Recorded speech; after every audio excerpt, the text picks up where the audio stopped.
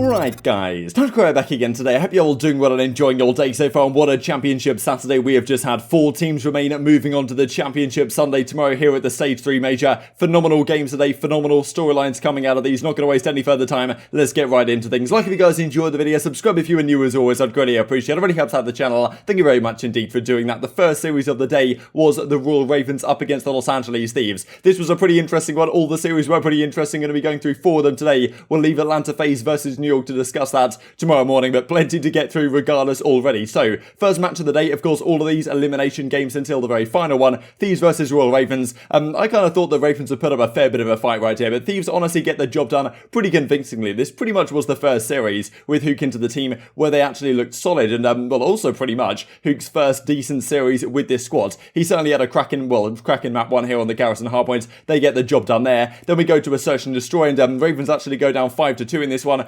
CleanX goes mental, like 14-7 or something, but they can't get it done, and Kenny clutches this 1 versus 1 at the end, gets 3 kills in the round 11 in very impressive fashion. I mean, look at this kill he gets, tags up Zaptius a bit and goes for the major CDL off the top road right here, takes down Zaptius with the Krig, using it like an SMG, and then it's enough to get Thieves over the line 2-0 up in the series, and then they close it out in the control as well. 3-0 loss for the Ravens, despite looking so good this major. They only lock up 20 points for, their seeding, of course, for the World Championship. They really could have done with a victory here. A couple of victories would have been massive for them, but Thieves get the job done in the end. They finish top 8 this tournament, do the Royal Ravens, and this was pretty spicy indeed, given the fact that, just yesterday it was CleanX kind of gassing up his team, saying that we would take down the Los Angeles Thieves in 30 to 45 minutes, and Kenny says, yeah, no lies in that statement. I guess the other way around, it does indeed go. And as Drazah says, as he likes to in situations like this, GG's Ravens, if you're going to say you're going to 3-0 us, at least win a map in this series. That really just kicked off some of the spice factor that we were going to see on this day, and the next series was very interesting indeed. That, of course, being OpTic Chicago up against the Dallas Empire.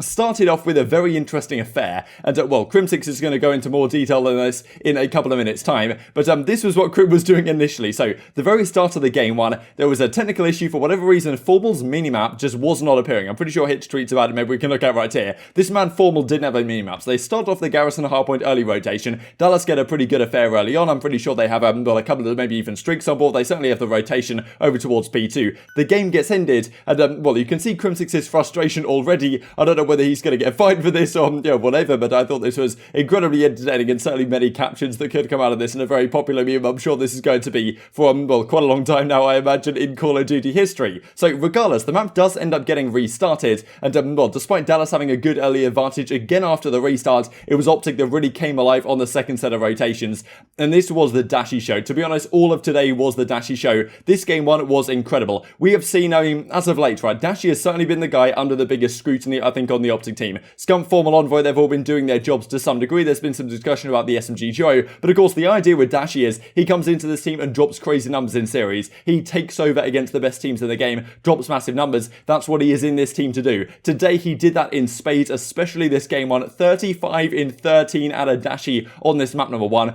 Almost a 3 KD, that is just absolutely ridiculous. And somehow, I'm pretty sure, OpTic outslayed them by 38 kills or something ridiculous. I'm pretty sure this 38 kills might have been the highest amount of outslaying that we saw in the CDL so far, until we see Toronto versus Los Angeles Thieves just in the next series, where they outslayed them, I believe, by 40 kills. But Dashy goes 35-13. I mean, look at the green across the board here.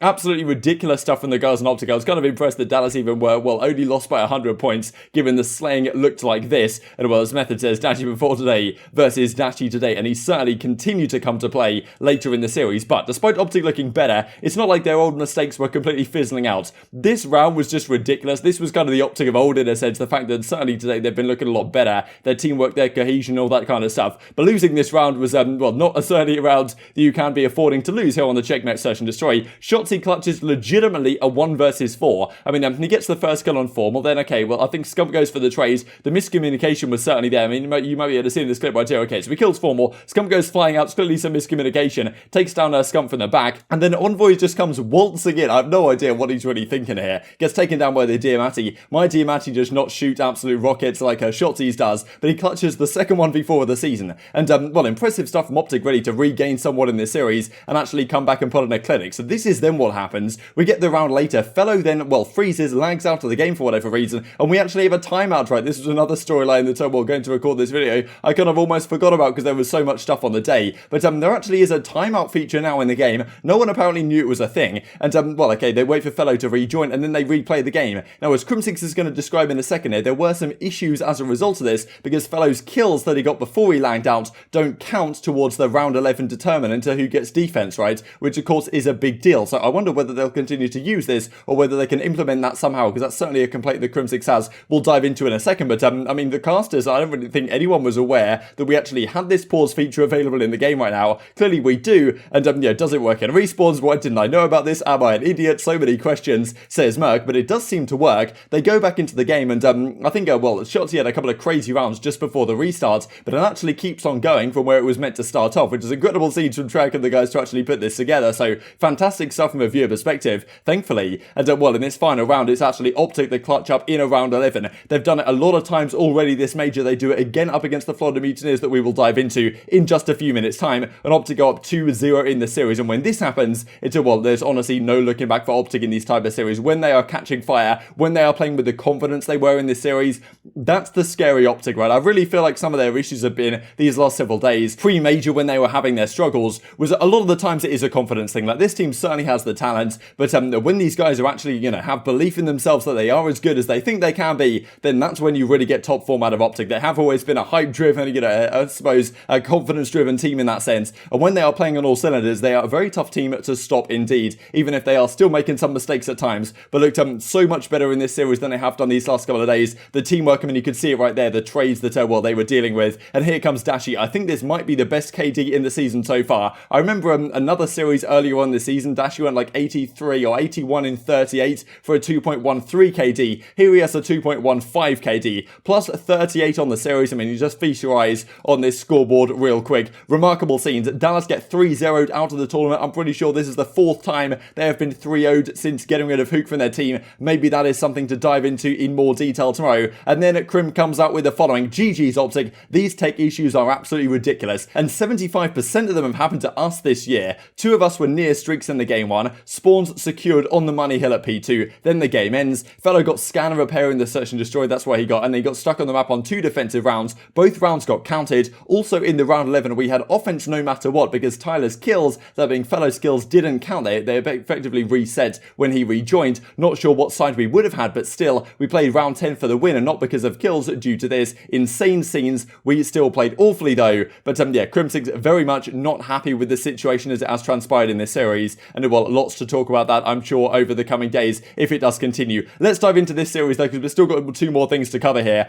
First of all, this one, Ultra versus Los Angeles Thieves. This is, I'm pretty sure, the most dominant hardpoint victory we have ever seen pretty much in Call of Duty history, at least since the CWL began back in 2016. This is the most one-sided hardpoint we've seen. I'm pretty sure way back in the day there was like a 250-8 or something like that. In the CWL era, the most dominant one was, I'm pretty sure, 250-22 on Breakout hardpoint Splice versus FaZe. It was actually Bance on the receiving end of that. Here they are dishing it out. Thieves got absolutely demolished. Hearing the listening from Ultra and then watching them play this map, everything was perfect. They didn't give up any scrap time. They broke every single hardpoint. They got streaks when they needed to. If you want to like watch a perfect game of Call of Duty, this was it from the Toronto. Unbelievable scenes. Los Angeles Thieves getting 14 points certainly got memed. I'm sure there's going to be some continuing memes on that over the coming days. Honestly, remarkable. This deserves more discussion, but we just don't have the time for it. And well, then we go into a search and destroy where Thieves regain emphatically. Now, there was some technical delays here. There was some concerns maybe that the game 1 had something to do with some sort of server inconsistencies. Then they take a bit of a delay, and Thieves go on to a different server and win this game 6-1. So now you're thinking, hang on a second, are they on this new server that's now god tier for the Thieves, and it was all due to the server in the game 1. However, they then continue on that server, and well, the next couple of maps go very much in favour of the Ultra in pretty emphatic fashion. They win their 12th straight control due Toronto Ultra. That is honestly ridiculous. Look at the KDs for the guys on the Toronto side. I mean, unbelievable scenes. I don't understand how this team can be so good at the respawns right now, and even with their search and destroy looking shaky, their respawns are just ridiculous. Bance starts off this game on the checkmate, a map that's so good for Los Angeles Thieves, don't forget. This is their playground.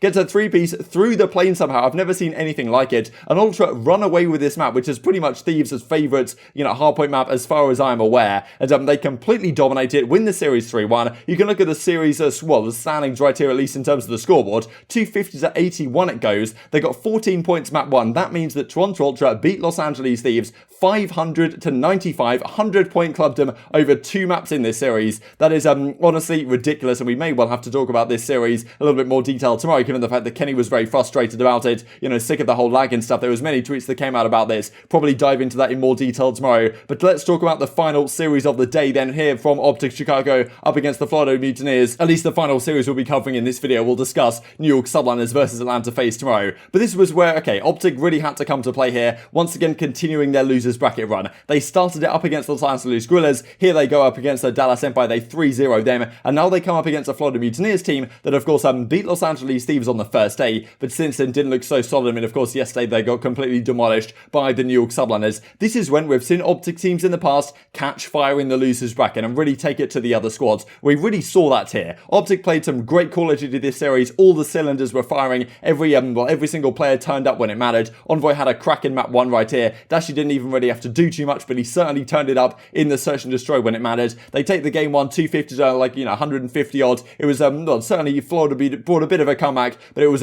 far too far out of their reach to actually bring this one back, and Envoy had some nice plays in the early part of this as well. Then the search and destroy was very interesting indeed. There was this round from Scump where he went absolutely massive. I mean, the hype that that Scump was bringing to the table. There's not too many more iconic things in Call of Duty than seeing Scump get hyped on the camera after he clutches a nice clutch, and right here Awakening does his best, but Scump gets 3 kills in this round and takes down Neptune to finish off the job. And then this final round goes all the way to a round 11, and I think we'll have to fast forward or rewind back to the start of this clip to see where it began. Dashy takes down 2. This was a 2 versus 4. Dashy gets 1 kill, having not really done too much in the map 1 and not really doing too much in the game 2 either, but it all comes down to him. He gets this 3-piece, or he gets this 2-piece on Awakening and Skies that really they shouldn't have let him get. Havoc's on the other side of the map. Dashy kind of finesses it very nicely indeed, gets the bomb down at A, and fills out Havoc and clutches the 1 versus 3 ace clutch in the round 11. OpTic all season have looked so shaky in their round 11s. Coming into this tournament, I'm pretty sure they were 1 in 5 in their round 11s this season. Now they have won their 3 round 11s so far in this tournament, which is very impressive stuff. Some of these games you could argue shouldn't have gone to round 11. They should have won some of the other rounds, but when they get there, they seem to somehow have this ice coming back again. Not only have they been looking so much better in the respawns these last couple of series, but their search and destroy continues to be a very scary force indeed against some of the other squads. And moving up 2-0 is not the position you want to be in if you are the Mutineers, especially going into a checkmate control where, OpTic Chicago have been pretty good so far this season, and they do indeed close it out. So OpTic Chicago Championship Sunday bound for the first time this season. They came top 4 at the first major. They lost to the Subliners, but back then it was a different format in terms of how the bracket worked on the final day, where the winners finals was played on the Sunday as opposed to the Saturday night, and the losers finals is now played, of course, on the Sunday. It was played on the Saturday night, which meant that only 3 teams used to make it to Sunday for Major 1. Since then, it's been 4 teams making it to Sunday. Therefore, this is technically OpTic's first championship Sunday of the season. And about time, and of course, they make it all the way through the losers bracket. Not going to be an easy matchup for them, certainly continuing on in the losers side. They are going to play up against the Toronto Ultra. This is some of the immediate reaction from the OpTic guys. GG's Florida 1-3-0 advanced to Sunday. Play Toronto for top 3. And as Formal says, that's what I'm talking about. GG's Florida 1-3-0 advanced to Sunday. We play Toronto tomorrow for top 3. Appreciate the support as always. Side note, Brandon, that being Dashy, was absolutely final today. That is my weapon right there. He had a phenomenal series. And indeed, the OpTic guys will play up against Toronto. Toronto right now are playing incredible Call of Duty. There's no doubt about it. Fundamentally, they look absolutely on fire. And then, the individual players have also been spectacular on that team. At the same time, OpTic have always been a squad, if they catch fire, if their confidence is there, you wouldn't really there's no team in the game you wouldn't say that they could beat on their day if they are firing on all cylinders. I think they're going to have a tough time getting to top 3 and beyond, but still, their losers bracket run has been very impressive so far. Who knows what can happen? Regardless of what happens, I'm sure it is going to be a phenomenal championship Sunday. But intrigued to hear your thoughts in the comment section below. Hope you guys enjoyed the video. If you did enjoy it, I'd greatly appreciate a like on the video. It really helps out the YouTube algorithm. Like you enjoyed this content, other people like you may enjoy this content as well, and I've grown the competitive Call of Duty community. Thank you for watching as always, take care, and I will see you next time.